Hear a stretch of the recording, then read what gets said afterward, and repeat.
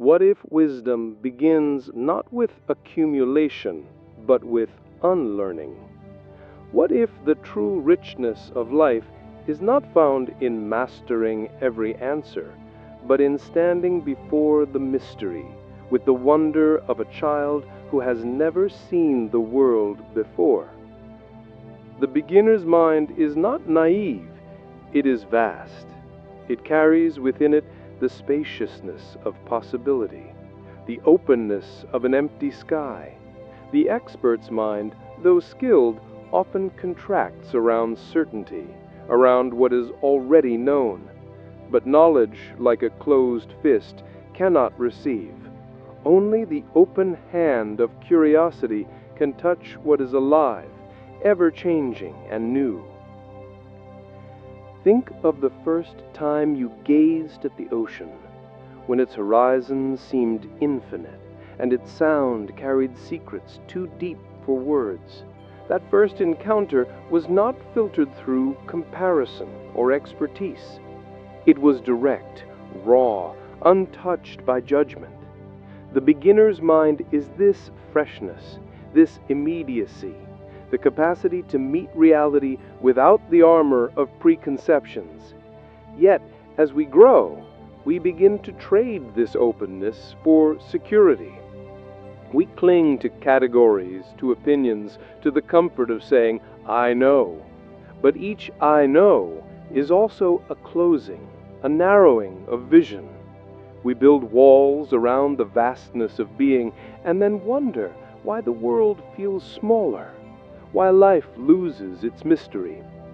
We forget that every moment, even the most ordinary, is as unrepeatable as a snowflake melting in the palm.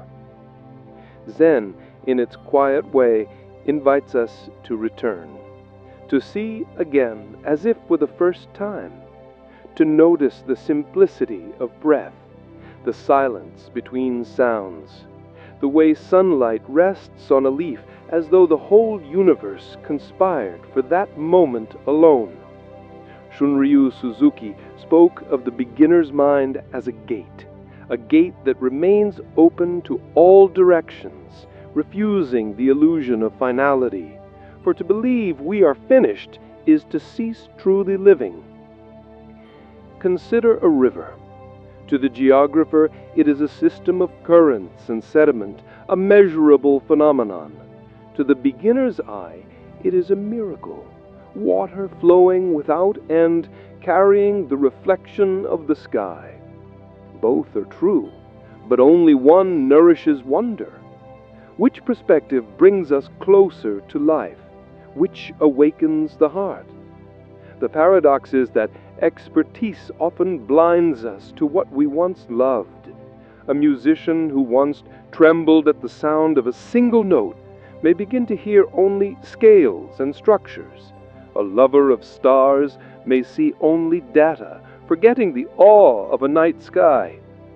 Yet, when the expert dares to let go of expertise, when they return to not knowing, something extraordinary happens. They rediscover the very pulse of what first called them, the mystery that no amount of knowledge can capture. To walk with a beginner's mind is not to renounce wisdom, but to hold it lightly. It is to live as though every encounter were a first meeting, every word a fresh echo, every face an undiscovered country. It is to bow before the mystery that never ceases to unfold. For if we cling too tightly to what we think we know, we will pass through this world blind to the wonder that is always shimmering just beyond our categories. But if we loosen our grip, if we dare to look again as beginners, we may discover that the universe is not exhausted. It is endlessly new. And so the question arises, if every moment is a beginning, how might we live differently if we never again assumed we already knew?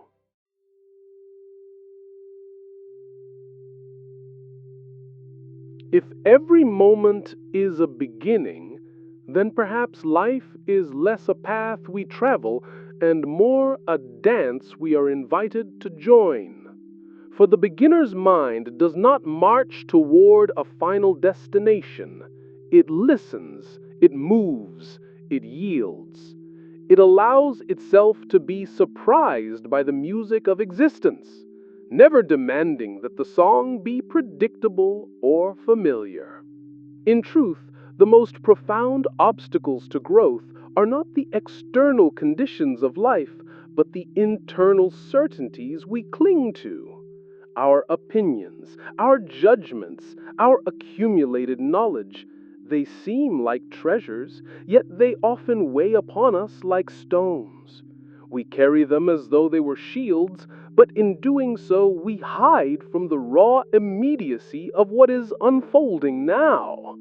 The expert's mind, full of conclusions, leaves little space for revelation. The beginner's mind, empty yet alert, becomes a vessel spacious enough to hold infinity.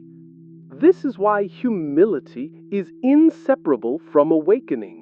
To admit that we do not know is not weakness, it is strength. It is the very ground upon which genuine learning becomes possible. Meister Eckhart once suggested that to be full of things is to be empty of God, and to be empty of things is to be full of God.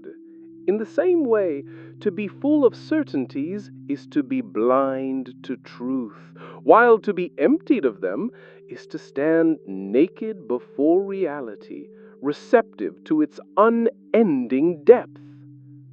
Think of how a child approaches the world. The first raindrop on their skin is not an interruption to plans, but a miracle. The first taste of fruit is not a category of flavor, but a universe of sensation. Slowly, through repetition and naming, the freshness fades. The fruit becomes ordinary. The rain becomes weather. But the beginner's mind is the art of recovering this intimacy, of tasting again as though for the first time.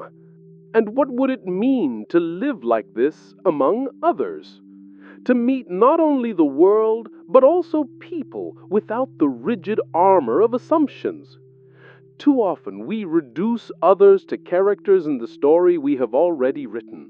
We think we know who they are, how they will respond, what they believe. But every human being is as unfathomable as the cosmos itself. To see them through a beginner's mind is to honor their mystery, to allow space for who they might yet reveal themselves to be. Even in our relationship with ourselves, this openness matters. The mind that says, I am this, I am that, I cannot change, is already closed. But the mind that whispers, perhaps I do not fully know who I am, is already awakening to possibility. The self, like the universe, is not fixed. It is unfolding, fluid, vast. To meet oneself as a beginner is to enter into a lifelong discovery that can never be exhausted. And yet there is a paradox here. The beginner's mind is not a permanent state to be grasped, for the moment we say, I have achieved it, it vanishes. It is more like a bird landing lightly on the hand, which flies away the moment we try to seize it. It cannot be held, only welcomed. It arises in the quiet spaces when we let go of certainty, when we return to the freshness of the present moment. This is not to dismiss the value of experience or knowledge. The beginner's mind does not reject what has been learned, but it refuses to let learning become a cage. The true master is not one who clings to expertise, but one who holds it with such looseness that it does not block the view of what is still unknown. In this sense, the beginner's mind and the wisdom of experience are not enemies, but partners. When joined, they create a dance between depths and openness, between rootedness and flight. Perhaps this is why Zen speaks not of arriving at answers, but of deepening into questions. For every answer risks becoming static, but a living question keeps the heart awake. To live in a question is to remain in motion, to allow reality to unfold beyond the grasp of the intellect. It is to live as though every dawn were the first dawn, every step a first step, every breath a new creation. And so we return to the mystery. What is it that waits for us on the other side of not knowing? What awakens when the mind finally loosens its grip and opens again like a flower to the light?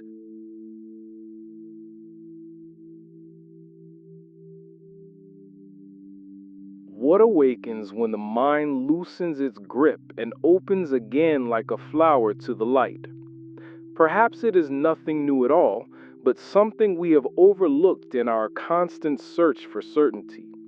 It is the innocence that was always present beneath the layers of conditioning, the quiet wonder that never truly left us, only became buried under the weight of conclusions. To live with the beginner's mind is not to regress into ignorance, but to step into a deeper kind of wisdom, the wisdom that recognizes the limits of its own grasp. It is the art of standing before existence unclothed, unprotected by definitions, and discovering that we do not need to control the world to be held by it. The paradox is simple and yet immeasurable. The more we cling to knowledge, the narrower the world becomes. The more we let go, the more infinite it appears. The expert sees one door, firmly shut. The beginner sees 1,000 doors, each slightly ajar. And in walking through them not with certainty, but with curiosity, life becomes a series of unveilings, each moment an initiation into deeper mystery. This is why possibility belongs to those who dare to remain open. The river does not argue with its banks, it flows freely, carving its way not by force, but by surrender. In the same way, the beginner's mind is like water. It yields, it adapts, it reflects, and in its very fluidity, it discovers strength. What seems like emptiness is in truth the womb of creation. And consider this: every ending is but a disguised beginning. The loss of what we thought we knew, the collapse of old certainties, the unraveling of familiar stories, these are not failures, but thresholds. They invite us to step again into the vast field of not knowing, where new life waits to be born. To resist is to stagnate, but to surrender is to be remade. The great Zen masters did not speak of accumulation, but of emptiness, not of arriving, but of awakening anew in every instant. To sit quietly, breathing without agenda, is to rediscover the boundless expanse within which all things arise. And in that silence, there is no expert and no beginner, only the living presence of this moment, fresh, unrepeatable, eternal. When we live this way, even the smallest act becomes luminous. The sip of tea, the glance of a stranger, the sound of wind through the leaves, all are encountered as if for the first time. Nothing is ordinary because nothing has ever happened before in quite this way. The beginner's mind does not wait for grand revelations. It finds infinity in the overlooked. And so, the invitation is not to master life, but to meet it again and again as a beginner. To allow every step to be the first step, every dawn to be the first dawn, every breath to be the first breath. For in this openness, we discover that life itself has always been a beginning, endlessly renewed, eternally unfolding. Perhaps this is the deepest truth hidden within Suzuki's words, that the beginner's mind is not a stage to pass through, but the very heart of awakening. To remain a beginner is to remain alive to the mystery, to stay porous to wonder, to never let the flame of curiosity be extinguished by the illusion of certainty. And so, let us walk gently into the unknown, not as experts guarding what we have, but as beginners, marveling at what has yet to be revealed. For the horizon is always before us, and every step, no matter how small, is the first step towards infinity.